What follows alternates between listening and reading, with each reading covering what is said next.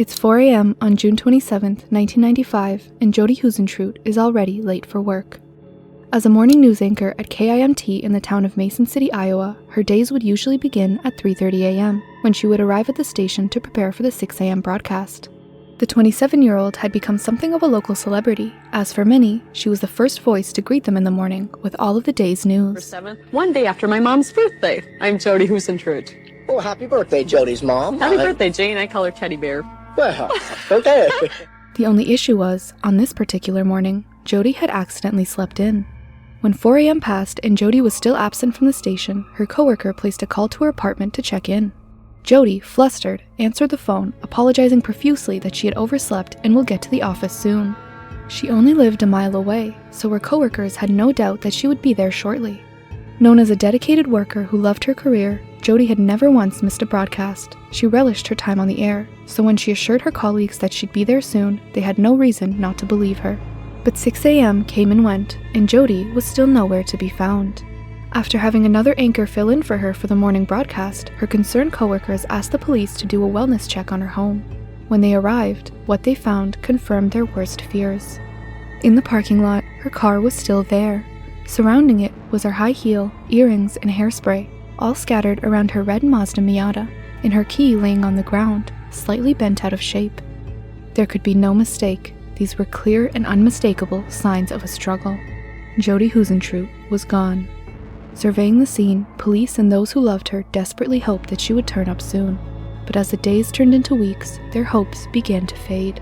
For the next 30 years, Jodi's disappearance would grow into a national story, drawing in hundreds of potential suspects, thousands of leads, and leaving behind questions that even decades later would remain unanswered. Whoever took Jodi knew her schedule, knew where she lived, knew what time she went to work, and was patient enough to wait even after she overslept. Knew her car, and even knew what door she'd come out.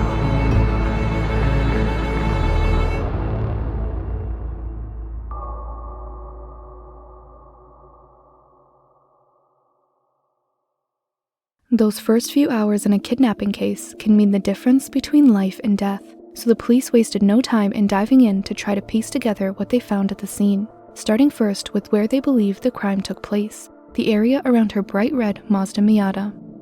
Only steps from her front door, her car was parked in the parking lot of the Key apartment complex in Mason City, Iowa, where she lived. Around it, Jodi's hairdryer, her high-heel shoe, her earrings, hairspray, all littered the surrounding area, as if they had been thrown amid a violent struggle. Her car key had been slightly bent. Police theorized that Jodi had fit the key into the lock, but was attacked before she could turn it, causing the key to bend in the locking mechanism. Even the car itself showed signs of a struggle, as her side mirror had been shoved backwards towards the car's front bumper, suggesting Jodi might have been thrown against it. Then, just beyond the immediate scene, leading away from the car and into the darkness, were small drag marks pressed in soil, the police's last indication of where she may have gone. Shocked and confused, police could only ask themselves who would do this to a beloved local news anchor. Jodi was a local celebrity. Born and raised in Minnesota, Jodi had always loved journalism and being on the air. Joe, I'm not clowning you around when I say our show has to come to a close. After a brief stint as a flight attendant after college, Jodi dove headfirst into building a career in broadcasting, first as a reporter in local news outlets, then working her way up to a news anchor. By the time she took her anchoring job in Mason City, Iowa, she'd been paying her dues and putting in the work to be well on her way to bigger and better markets. So why now, when she was on the cusp of becoming something bigger? To answer that question, the only thing they could do was turn to the evidence. Police scanned the area, dusting for fingerprints and other DNA evidence, which turned up only a singular hair and a partial palm print on a pole near the car. Despite the small amount of DNA evidence, the physical evidence around the scene seemed to be telling a clear story, that there had been a struggle here. Someone had attacked Jodi and dragged her away. But if this was true, surely someone had to have seen or heard something. Sure enough, according to police, at least one resident had reported hearing a woman scream in the middle of the night, but did not contact police or even look outside when the incident occurred. One strange detail, though, had been repeated by a few separate sources. Empty beer cans, finished and discarded in the parking lot only steps away from the dumpster, as if someone had been lingering there, drinking a beer. Although seemingly harmless, what made the fact more unsettling was the vantage point. Anyone sitting or standing in that exact spot would have a clear, unobstructed view straight into Jodi's apartment window. Did Jodi have a stalker? It certainly was a risk of the profession, as female news anchors often experienced unwanted attention from those who have developed unhealthy fixations to the person they so often saw on their screen. What made this even worse was the fact that Jodi's full name, phone number, and home address was listed in the local yellow pages, meaning if anyone wanted to find her, they knew exactly how to do it. Even in the days leading up to her disappearance, Jodi had mentioned to friends and colleagues about a series of unsettling phone calls, describing them as nasty and naughty. They came so often and were intrusive enough that she was even planning on changing her phone number soon to make them stop. This wasn't her only concern. At one point, she had even reported to police that she believed she was being followed by a white truck, although the information led nowhere and the report did not result in any concrete action. To take matters in her own hands, she began enrolling in self-defense classes, confiding in her teacher that she was taking them out of concerns for her own safety. But how did the stalker angle hold up against evidence? For someone to have taken Jodi when and where they did, they needed to have detailed knowledge of her routine, including her uncommon start time of 3 a.m. For someone who may have been watching her every move, or even just understood the ins and outs of the industry, this information wouldn't be hard to find. But in this case, timing was everything. The distance between her front door and her vehicle was 12 steps. This would have taken less than 30 seconds to cross. For someone to attack her in this minuscule time frame meant that whoever it was, they had to have been exactly in the right place at the right time. Although there is one detail that complicates this whole theory. Recall that on this particular morning, Jodi was late, a whole hour behind schedule. Would a stalker have really waited the extra hour lingering by the door, risking exposing himself or seeming suspicious just in hopes of catching her? Would they have not just postponed their attack to the next day, knowing her schedule would be the same tomorrow? And what about the apartment itself? It seemed that the attack took place after she had left her building, right as she was getting into her vehicle. So can her apartment shed any light on the situation? As investigators searched her home, they found very little out of the ordinary. It was a home fit for a single woman in her mid-20s, small and somewhat messy, but understandable for a person who devotes most of their time to their career. Although, a few items did seem suspicious. In Jodi's bathroom, investigators noted that the toilet seat was left up. The implication, of course, was hard to ignore. It raised the possibility that a man had been inside her apartment, whether the night before she disappeared or the morning of, someone she may have known and trusted enough to let through the front door. And if that was the case, instead of a stranger or a stalker, someone inside her home suggested something far more personal and potentially far more dangerous. Investigators also found 2 wine glasses in Jodi's kitchen. Now, on its own, that might not seem like much, but Jodi lived alone, and the presence of 2 wine glasses in the raised toilet seat suggested that she may have had company. Although, investigators couldn't say with certainty whether both glasses had been used on the same night or on 2 entirely separate occasions. Some offered the explanation that Jodi sometimes used wine glasses to drink water when her other glasses were dirty or put away, which was entirely plausible for someone who kept odd hours and rarely had time to stay on top of household chores. But the question of whether someone had been there with her that night, sharing a drink, sitting across from her in that small apartment, remained open. With Jodi's home, car, and the surrounding area thoroughly searched, investigators found themselves at a standstill. The physical evidence could only take them so far. What they needed now was a clearer understanding of who Jodi was and what had happened in the hours leading up to her disappearance. Who had she been with? Where had she gone? And who was the last person to see her before she vanished? As it turned out, they wouldn't have to wait long for an answer.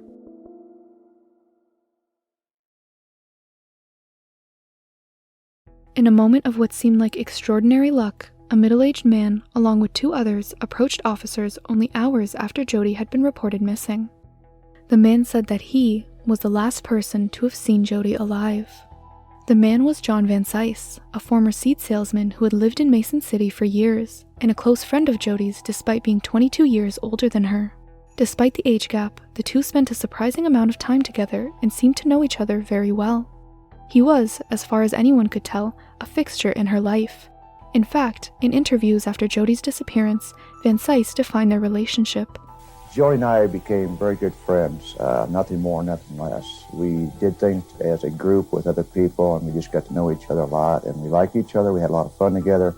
Like a father-daughter situation. She just meant so much to me, and we had so much fun together, her and her friends. And I even named my boat after her because just because she's Jodi, and she's been such a big part of my life here lately, and she just makes me feel so good and feel great about things. Some have characterized this fondness for Jodi as Vansice having a romantic interest in her, an idea that he has thoroughly denied. But to make more sense of where Vansice fits into Jodi's story, we need to go back and reconstruct the final days before Jodi vanished. Just the weekend before she disappeared, Vansice and Jodi, along with some other friends, had gone water skiing in Iowa City, one of their many frequent outings. They had used Vansice's boat, which he had informally named after Jodi. He later said that this was his way of showing admiration for her and that she was flattered by the gesture. In later interviews, friends who had also attended the weekend trip recalled that nothing seemed strange between Jodi and John. See, Jodi and I slept in the same room. It was fun. It was, there were a fun group of people there, and it was a pretty typical weekend. We just were silly and water skiing and just hanging out. The trip was cut short by bad weather, and by early Sunday evening, Jodi was back home in Mason City. This day was also the last day that she wrote in a journal that she kept, writing that she had a great time over the weekend, but that she was fed up professionally. It's difficult finding a new job, and I'm confused about agent and what to do. What's important about this last entry is that it shows no mention or hint that she was troubled, that she was in fear, or that anyone was stalking her. The next day, Monday, June 26th, the day before she disappeared, started like any other. She went into work in the morning, but was allowed to leave early at 9 a.m. to attend a charity golf tournament.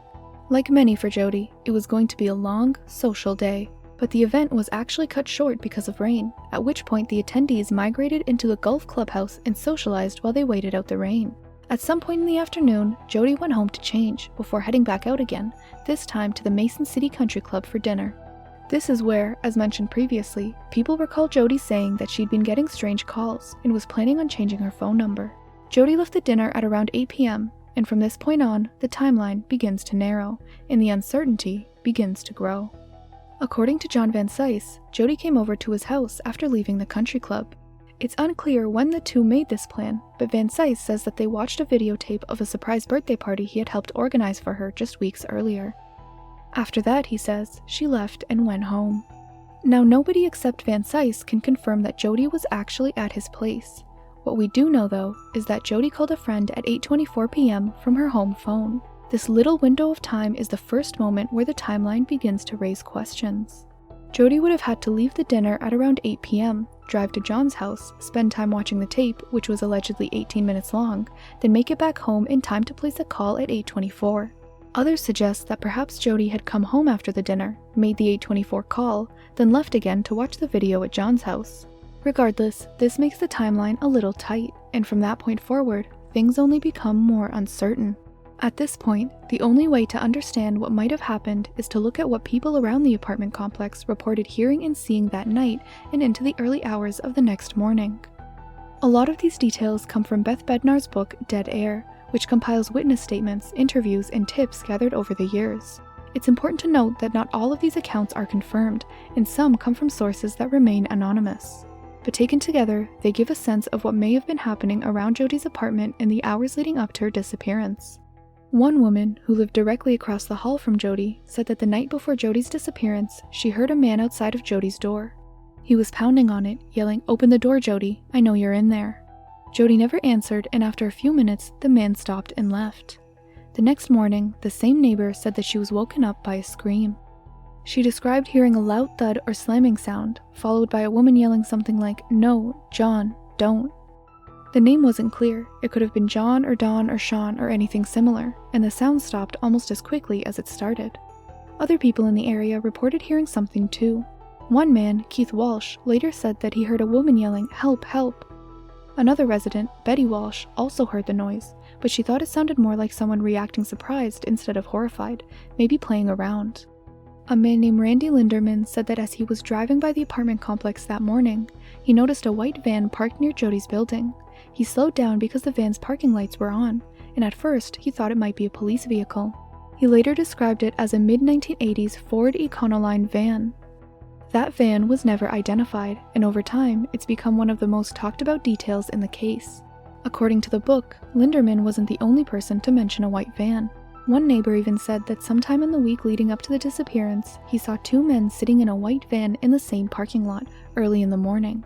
She claims this made her uncomfortable enough to not get out of her car and ended up leaving. Individually, none of these accounts give a clear answer. Some are vague, inconsistent, and some may have nothing to do with what happened at all, but they all place something happening in and around that parking lot in the early hours of June 27th. And yet, despite all of it, no one ever claimed to actually witness any abduction take place, which meant that investigators had to shift their focus back to the people closest to her, and one name in particular kept coming up: John Vansice.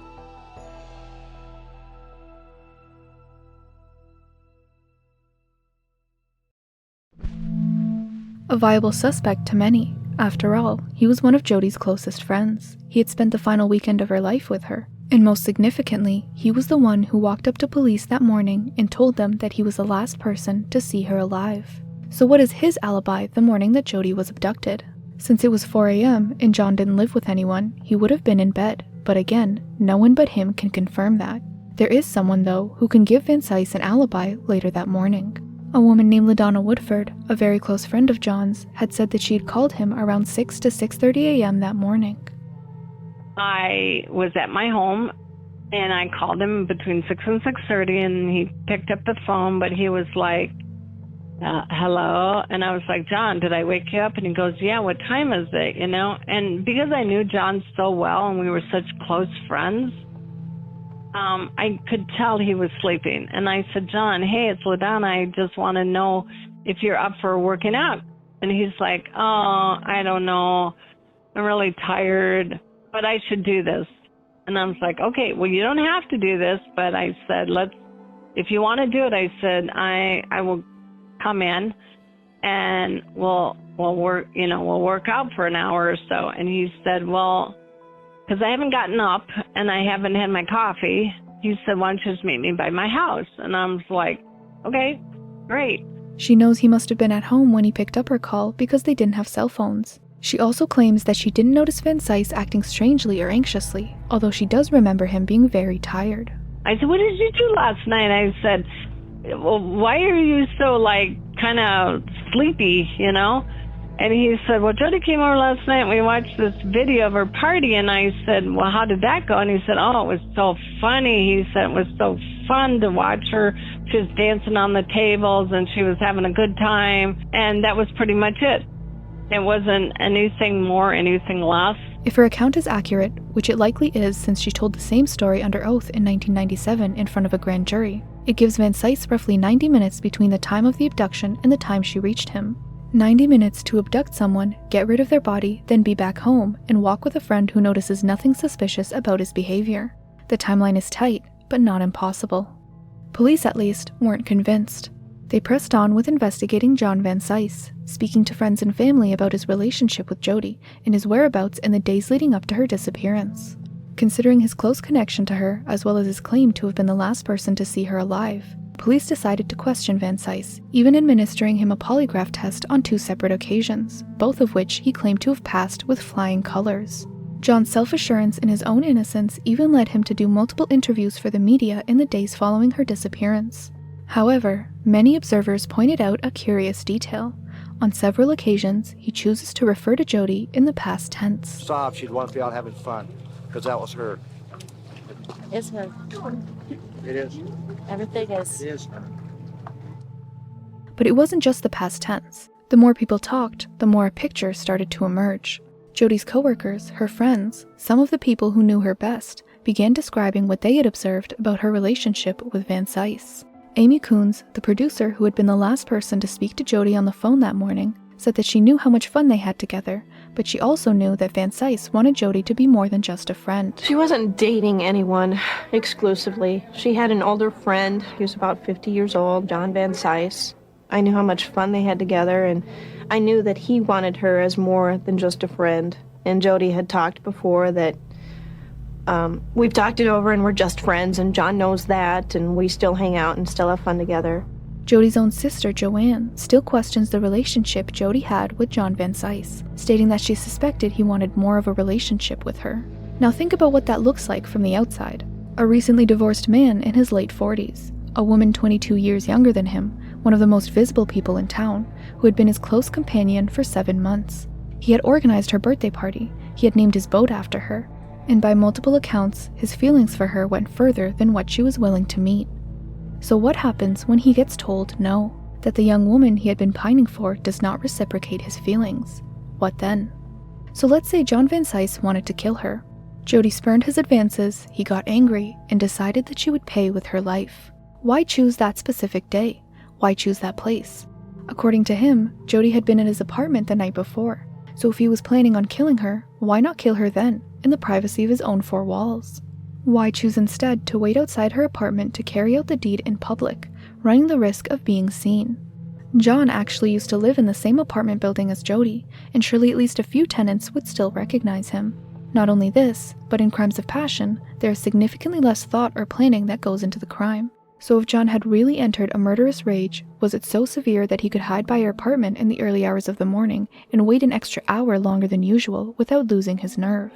Although none of the logistics seemed to be lining up and there was no hard evidence tying him to the scene, John Vansice remained the most talked about suspect in the case. Police had acknowledged that he was a person of interest early on, yet did not share any details regarding their investigation of him.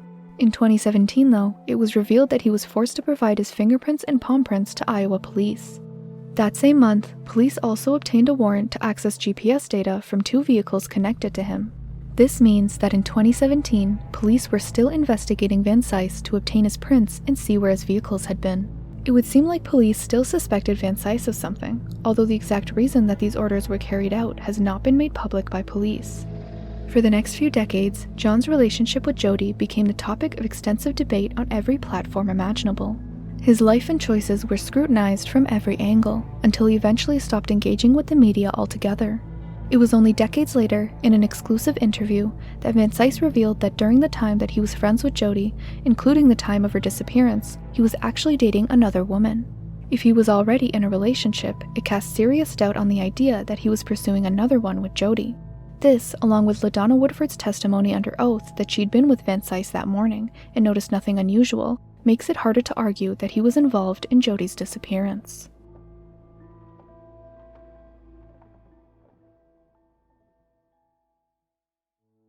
So if John wasn't involved in Jodi's abduction, who was? In a case that has drawn decades of scrutiny and speculation, suspects have come and gone, but few have emerged as prominently or as controversially as convicted criminal Tony Jackson. Tony Jackson was well known to police in the Minneapolis area and had been convicted and sentenced in multiple violent sexual assaults, with a history of stalking some of his victims. So this was a convicted criminal, but what does he have to do with Jodi's disappearance? Well, Tony also had an interest in broadcasting. Although he was a star athlete, he also hosted 2 talk shows during his time in college and lived in Mason City, just a few minutes from Jodi's apartment when she was abducted. Multiple witnesses had even reported that Tony might have actually crossed paths with Jodi not long before she went missing. An anonymous former friend of Jackson's said that Jackson had taken him to a bar once, specifically because he knew that Jodi would frequent it.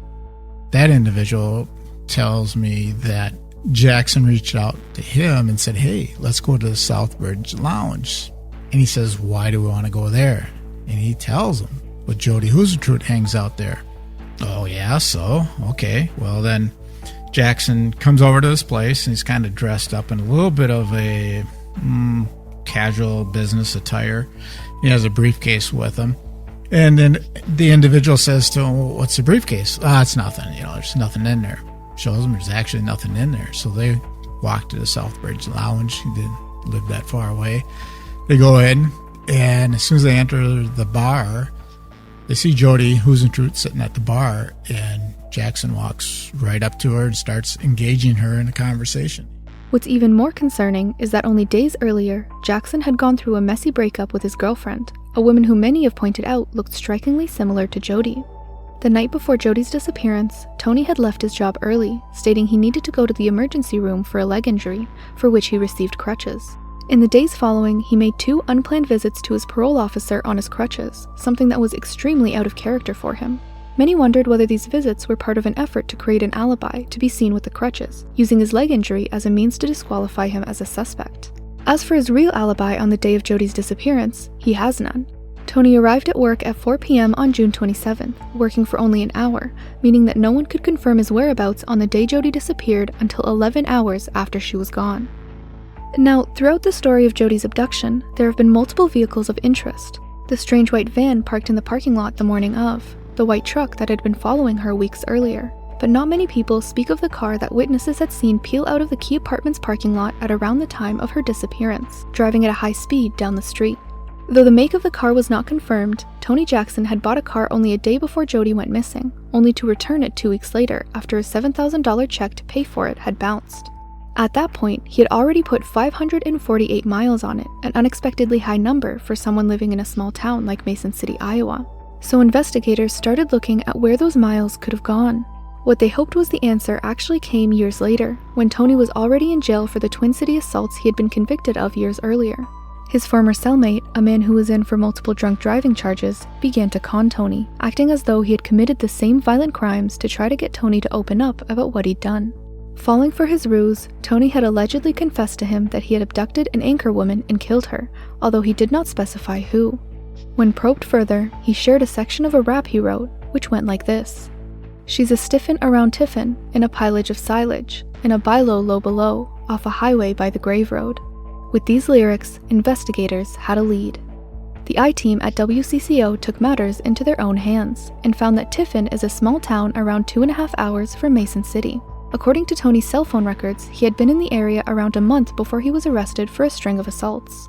With the line, "in a pilage of silage, off a highway by the grave road," investigators drove down the town's only highway, looking for a cemetery that could be what the grave road was referring to. Sure enough, they found one, with a silo not far away. Hopeful by the discovery, the I-team paid out of pocket to have police cadaver dogs search the area around it, in the presence of both Tiffin police and Mason City police.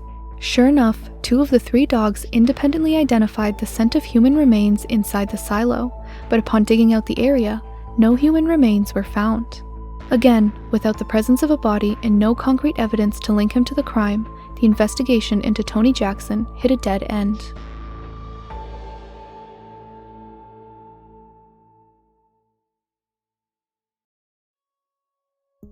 Beyond these 2 central figures, John Vansice and Tony Jackson, the list of credible suspects grows increasingly thin. Most potential persons of interest beyond these 2 are linked to the case more by speculation rather than substance. The Mason City Police Department have also been notoriously tight-lipped regarding the details of their investigation, so most of these individuals have not been officially acknowledged as persons of interest. One of the most popular of which is a man named Dustin Honken. Starting out dealing marijuana and later cocaine, Dustin Honken quickly rose through the ranks after discovering a talent for chemistry, transitioning into a methamphetamine supplier in his very own drug operation. As his operation grew and his clientele became larger and more addicted, he enlisted the help of a few dealers to move more product and make more money: Terry DeGoo and Greg Nicholson. Terry's former girlfriend, Angela Johnson, would soon become involved with Dustin, and now with more clients, more money, and a growing empire, Dustin Honken had felt unstoppable. That is, until it all came crashing down. After cutting a deal with the police, one of his dealers ratted him out, leading to Dustin's eventual arrest for the manufacturing and dealing of methamphetamines. That was until the state's only cooperative witness, the dealer Greg Nicholson, disappeared from Mason City, along with his girlfriend and her 2 young daughters, 6-year-old Candy and 10-year-old Amber. It was only years later, when Dustin's former girlfriend Angela Johnson shared the story from jail, that the police finally found out what happened to them. According to her, in 1993, Dustin had murdered the entire family: Greg, his girlfriend, and her 2 young children. With this confession from Angela now hanging over Dustin's neck, he was arrested and tried, eventually being handed a death sentence for the murder of Greg and his family, as well as Dustin's other dealer, Terry DeGoo.